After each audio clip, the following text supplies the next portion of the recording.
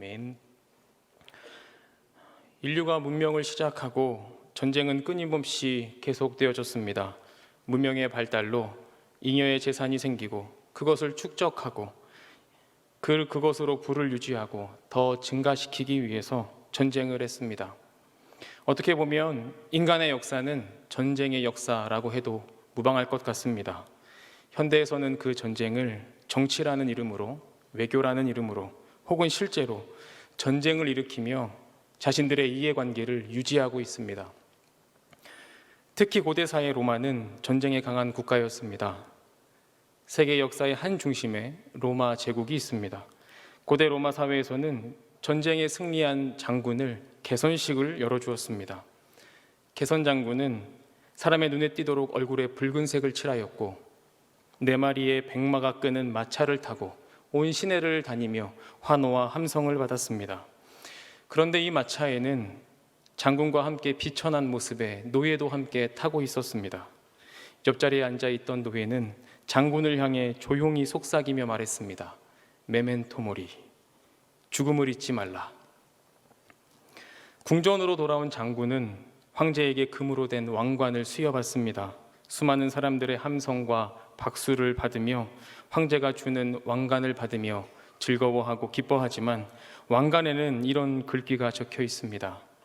그대는 언젠가 죽는다는 사실을 명심해라. 그대는 인간이라는 사실을 명심하라. 뒤를 돌아보라. 그대는 지금 영광스러운 이곳에 있지만 그럼에도 역시 인간에 지나지 않는 사실을 기억하라. 모든 것에는 한계가 있습니다. 한계가 없는 것은 없습니다. 아무리 정교한 기계도, 내구성이 강한 자동차도 모든 것에는 한계가 있습니다. 그 가운데 한계가 뚜렷하고 명확한 존재가 있다면 바로 인간이고 사람일 것입니다. 육체적으로나 정신적으로나 유한함을 명확하게 느끼며 살아가는 존재가 바로 사람일 것입니다. 오늘 본문은 역대하의 말씀입니다. 남유다 4대 왕 여호사밧 왕의 이야기입니다. 여호사밧 왕은 나름 최선을 다해 국정을 운영하였습니다. 아버지가 아사 왕이었는데 선한 왕 중에 한 명이었습니다. 다행히 아버지 아사 왕은 그에게 많은 유업을 남겼고 그 유업을 이어받아 국방을 강화하며 율법을 교육하였으며 여호와의 복이 가득한 태평성대를 이루어가고 있었습니다. 그런데 문제가 생겼습니다. 그냥 평안하게 국정을 운영하면 될 것인데 정복전쟁을 하고자 하였습니다.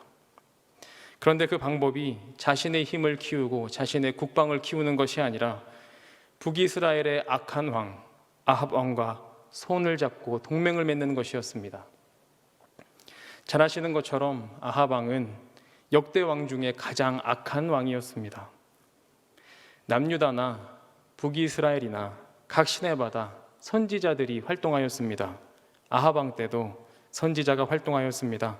그 유명한 엘리야입니다. 왕의 악함과 선지자의 유명세는 비례한 것입니다. 그렇게 악한 왕임에도 불구하고 남유다 왕 여호사밧은 그와 손을 잡게 되었습니다.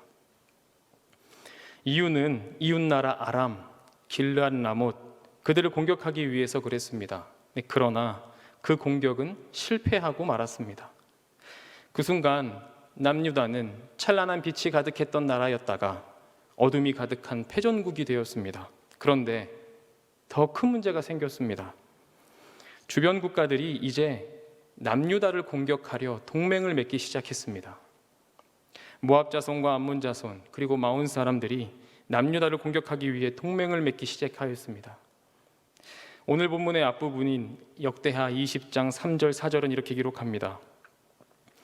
여호사밧이 두려워하여 여호와께로 낯을 향하여 간구하고 온 유다 백성에게 금식하라 공포하며 유다 사람이 여호와께 도우심을 구하려 하여 모든 유다 성읍에 모여와서 하나님께 간구하였더라. 여호사밧의 행동은 이러했습니다. 첫 번째, 두려워하여. 두 번째, 여호와께로 낯을 향하여. 세 번째, 온 유다에 금식을 선포하였습니다. 첫 번째, 두려워했다는 것은 이전에는 두렵지 않았다는 것입니다. 그러나 이제 자신이 할 수 있는 것이 아무것도 없을 때 그는 이제 두려워하기 시작하였습니다. 아합과 동맹을 맺고 아람을 공격하러 갈 때는 기세가 등등하였고 자신의 능력을 바라보며 가능하다 여겼지만 그러나 이제 실패 앞에서 그는 두려워하기 시작하였습니다. 두려움은 자신의 본질을 볼 때, 자신의 진정한 모습을 보았을 때 느끼는 감정입니다. 힘이 없고 능력이 없으니 이제 적이 두렵습니다. 그러나 더 두려워해야 할 대상이 있었습니다. 바로 여호와 하나님이었습니다. 두 번째로 그는 여호와께로 낯을 향하여 기도했습니다. 참 뻔뻔하지 않습니까? 그동안 자신의 능력만 의지하고 죄를 지어놓고 이제는 하나님의 얼굴을 바라본다고 합니다. 반대로 생각해 보면 용기가 있다는 말이기도 합니다. 이전의 삶은 교만함 그대로 하나님께 보여드리는 것이 바로 낯을 향하였다는 것입니다. 우리는 여호와께로 낯을 향해야 합니다. 이유는 그래야 우리가 무엇을 기도해야 할지 바로 알기 때문에 그렇습니다. 두루뭉실하게 기도하는 것이 아니라 명명백백 아주 명확하게 정확하게 기도해야 하기에 여호사밧은 여호와께로 낯을 향하여 벌거벗은 자신의 모습을 명확하게 드러내게 되었습니다. 세 번째로는 금식을 선포했습니다. 금식을 선포했다는 것은 문제의 심각성이 얼마나 컸다라는 것을 보여주는 겁니다. 그 심각성을 여호사밧은 알고 있었습니다. 그리고 이스라엘 공동체 모두가 함께 기도하기를 독려하였습니다. 즉 개인적으로는 여호와께 낯을 향하여 자신의 모습을 드러내기 원하였고 국가적으로는 금식을 선포하여 회개 운동으로 하나님 앞에 나아가야 함을 선포하였습니다. 여호사밧의 기도는 간절했습니다. 개인적으로는 하나님 앞에 범죄하였고 국가적으로는 국가의 국운이 달려있기에 간절할 수밖에 없었습니다. 여호사밧의 자세한 기도의 내용은 함께 읽지 않았지만 오늘 본문 앞부분 6절에서 12절까지 기록하고 있습니다. 제가 여호사밧의 기도의 내용을 요약해드리면 이렇습니다. 하나님을 높이고 인정합니다. 하나님은 하늘의 하나님이십니다. 권세와 능력이 있으십니다. 맞설 존재가 없습니다. 라고 하나님을 높이고 인정하였습니다. 그리고 그는 과거에 하나님께서 행하셨던 일들을 고백합니다. 이 땅을 우리에게 조상에게 주셨습니다. 구원하셨습니다. 조상들을 지켜주셨습니다. 라고 고백합니다. 그리고 그는 간구합니다. 조상들에게 행하셨던 것처럼 이 시간 우리에게도 그 역사를 이루어 주시옵소서. 그리고 마지막으로 고백합니다. 이 부분이 참 중요합니다. 우리는 힘과 능력이 없습니다. 라고 고백하는 부분입니다. 오늘 본문 12절의 말씀입니다. 제가 읽겠습니다. 우리 하나님이여 그들을 징벌하지 아니하시나이까 우리를 치러 오는 이 큰 무리를 우리가 대적할 능력이 없고 어떻게 할 줄도 알지 못하옵고 오직 주만 바라보나이다 하고. 나 스스로가 능력이 없고 힘이 없는 존재라는 것은 누가 제일 잘 알겠습니까? 내가 잘 알지 않겠습니까? 누가 꼬집어 말하지 않아도 내가 참 잘 압니다. 능력과 힘이 없지만 있어 보이고 싶어 하고 무엇인가를 만들어내려고 하는 것이 나 자신입니다. 그래서 이러한 것들을 들키게 되면 분노가 일어나고 하나님께로 가까이 가는 것이 아니라 외면하고 싶어 하는 것이 우리 사람의 마음입니다. 그런데 여호사밧은 그 순간 그렇지 않았습니다. 자신의 머리로, 힘으로, 아버지의 배경으로 무엇인가 해보려 애썼던 것은 우리의 모습과 비슷할지는 모르겠지만 철저하게 실패했을 때, 이제 도무지 출구와 해결 방법이 보이지 않을 때 하나님 앞에 완벽하게 무릎을 꿇고 기도했다는 것은 우리와 다른 점일 수도 있겠습니다. 그런데 여호사밧의 기도에 하나님께서는 응답하셨습니다. 기도에 대한 하나님의 응답은 우리가 생각하는 응답과는 다를 수 있습니다. 우리가 생각하는 응답은 명확하고 현실적이고 우리가 원하는 실체 그대로를 결과로 만들어 주시는 것, 혹은 거절이 하나님의 응답이라고 생각할 때가 많습니다. 그러나 하나님께서 응답하시는, 우리의 기도에 응답하시는 것은 들으신 것 그 자체가 응답입니다. 하나님께서 들으신 것 그 자체가 우리의 기도의 응답입니다. 여호사밧의 기도에 하나님께서 야하시엘을 통해 응답하십니다. 오늘 본문 15절입니다. 여호와께서 이같이 너희에게 말씀하시기를 너희는 이 큰 무리로 말미암아 두려워하거나 놀라지 말라. 이 전쟁은 너희에게 속한 것이 아니요 하나님께 속한 것이니라. 하나님께서 응답하셨습니다. 너를 이기게 해주겠다. 조상들과 같이 해주겠다. 너희가 원하는 것을 주겠다. 승리를 맛보게 해주겠다. 이러한 그들이 원하는 것에 대한 기도의 응답이 아니라 하나님께서 들으셨다고 말씀하십니다. 이것이 응답이었습니다. 내가 원하는 것을 해주시겠다는 내가 원하는 방향성의 답이 아니라 그래 내가 들었다. 이것이 하나님의 응답이었습니다. 하나님께서 응답하십니다. 두려워하거나 놀라지 말아라. 너희는 빠져라. 내가 하겠다. 전쟁을 이기고 지는 것은 응답이 아닙니다. 언제 어느 때에 우리가 원하는 것을 이루어 주시는 것은 응답이 아닙니다. 하나님께서 들으셨고 하나님께서 그것을 하시겠다고 말씀하시는 것이 바로 응답입니다. 어느 집에 종이 있었습니다. 참 영리하고 일머리도 있고 성실한 종이었답니다. 그런데 어느 때부터인가 종이 자신의 의견을 내기 시작합니다. 주인과 의견 조율을 하려고 합니다. 주인님, 제 생각에는 이렇습니다. 제가 해봤는데 그거는 안 되는 것 같습니다. 그것보다는 이것이 낫습니다. 제가 말씀드렸는데 왜 이해를 하지 못하십니까? 종이 주인을 넘어서려고 합니다. 그 순간 종은 종이 아닙니다.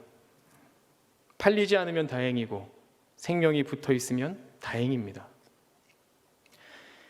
에스겔 3장을 보면 하나님께서 에스겔을 부르십니다. 에스겔 3장 17절입니다. 제가 읽어드리겠습니다. 인자야, 내가 너를 이스라엘의 족속의 파수꾼으로 세웠으니 너는 내 입의 말을 듣고 나를 대신하여 그들을 깨우치라.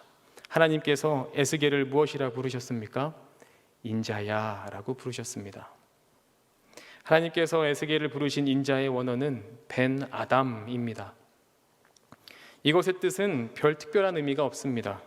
벤이라는 것은 아들이라는 뜻이고 아담이라는 뜻은 흙을 뜻합니다.